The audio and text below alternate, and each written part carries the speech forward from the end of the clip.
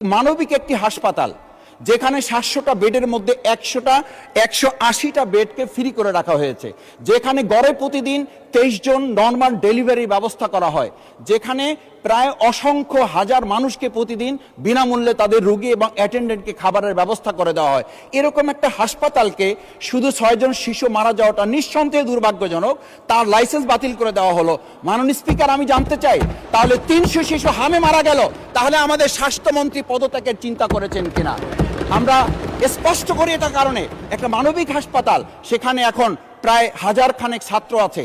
আমরা অত্যন্ত দুর্ভাগ্য বশত লক্ষ্য করছি, যেখানে বহির্বিশ্বের সাথে আমাদের সম্পর্কের এটা একটা মাধ্যম, সেখানে প্রায় 247 জন বিদেশি ছাত্রছাত্রী শিক্ষার্থীরা আছেন। তারা দাঁড়ে দাঁড়ে ঘুরছেন। এটা বাংলাদেশের সম্পর্কে ধারণা ভালো হচ্ছে না, বিদেশে আমাদের সম্পর্কে মেসেজ ভালো যাচ্ছে না, এমনকি তারা দেখা করার সুযোগ পর্যন্ত পাচ্ছে না। সচিব মহোদয় সুযোগ দিচ্ছেন না, ডিজি মহোদয়ের কাছে সুযোগ পাওয়া যাচ্ছে না, স্বাস্থ্যমন্ত্রী সুযোগ দিচ্ছে না। এই শিক্ষার্থীদের কোথায় গিয়ে তারা দাঁড়াবে, সেই জায়গাগুলো আমাদের নির্ধারণ করা উচিত।